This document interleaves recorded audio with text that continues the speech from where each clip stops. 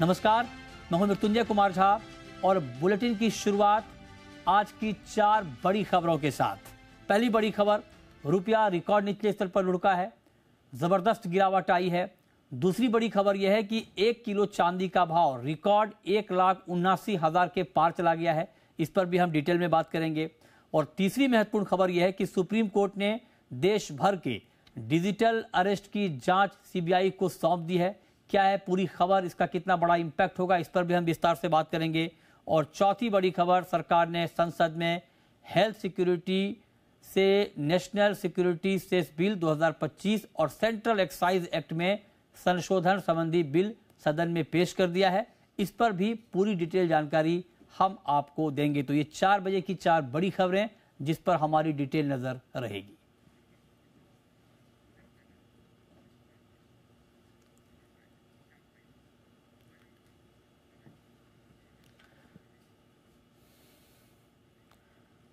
तो सबसे पहले आपको बताते हैं कि आज रुपए में क्या हुआ।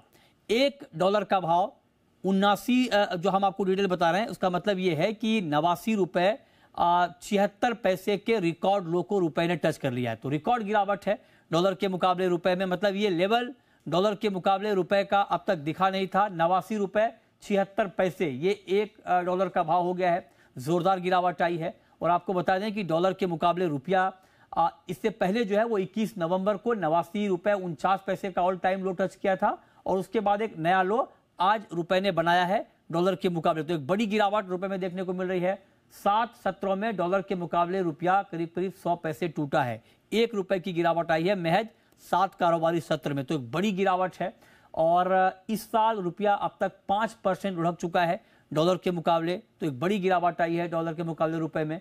इसके पीछे की वजह यह है कि जिस तरह से जो ग्लोबल सेंटीमेंट है, पहला तो ये कि इंपोर्टर्स की हेजिंग हो रही है, उससे डॉलर की डिमांड बढ़ गई है, उसका इंपैक्ट हमने रुपए के ऊपर देखा है। दूसरी महत्वपूर्ण वजह यह है कि भारत अमेरिका के बीच जो ट्रेड डील में देरी हो रही है, उससे भी जो करेंसी मार्केट का सेंटीमेंट है वो वीक पड़ा है। और इस वजह से भी रुपया लगातार गिर रहा है, कमजोर हो रहा है।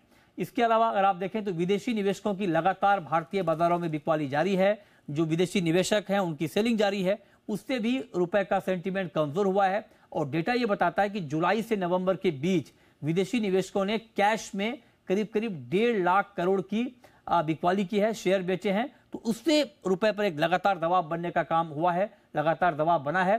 ट्रेड डील नहीं होने तक रुपए में गिरावट का रिस्क बरकरार है, ये जेपी मॉर्गन का कहना है। तो मतलब ये कि रुपया यहां से और गिर सकता है, इस बात की आशंका जेपी मॉर्गन ने जताई है। चलिए, और रुपए में क्या अभी और गिरावट रहेगी, रुपए में गिरावट की क्या आगे कुछ और बड़ी वजह हो सकती है, इस पर बात करने के लिए हमारे साथ जुड़ रहे हैं नवनीत दमानी मोतीलाल ओसवाल के। नवनीत जी, बहुत स्वागत है आपका। बताएं सर, अब तो 90 की बिल्कुल दहलीज पे रुपया खड़ा है, क्या अभी डॉलर के मुकाबले रुपए में और गिरावट बाकी है? मित्र जी, सारे फंडामेंटल लार्जली आपने कवर कर ही लिए है। और मुझे लगता है कि यही सारे फैक्टर्स है जो मार्केट को कहीं ना कहीं थोड़े दिनों से वीकनेस प्रदान कर रहे हैं। हमने देखा एक मैसिव आउटफ्लो करीब करीब लास्ट 4-6 महीने से इंडियन इक्विटी मार्केट्स में चल रहा है। अब ये पैसा घूम के यूएस जा रहा है कि जापानीज बॉन्ड यील्ड बढ़ रहे हैं, जिसके चलते जापानीज रीपेमेंट हो रहा है। ये थोड़ा समझना डिफिकल्ट है, बट कहीं ना कहीं इंडियन मार्केट से पैसा पुल होना एक नेगेटिव सिग्नल रहा है रुपये के लिए। हमारा जीडीपी के आंकड़े देखें तो करीब 8% के ऊपर है। सीपीआई हमारा इन्फ्लेशन नंबर देखे तो 0.25 है। उसके बावजूद भी रुपये डेप्रिशिएट हो रहा है। ये थोड़ा सा एक सरप्राइजिंग फैक्टर लग रहा है हमें भी। एंड मुझे लग रहा है जब तक ट्रेड डील पे कोई खास ठोस पुख्ता जानकारी नहीं आ रही तब तक ये बायस कंटिन्यू रहेगा नेगेटिव।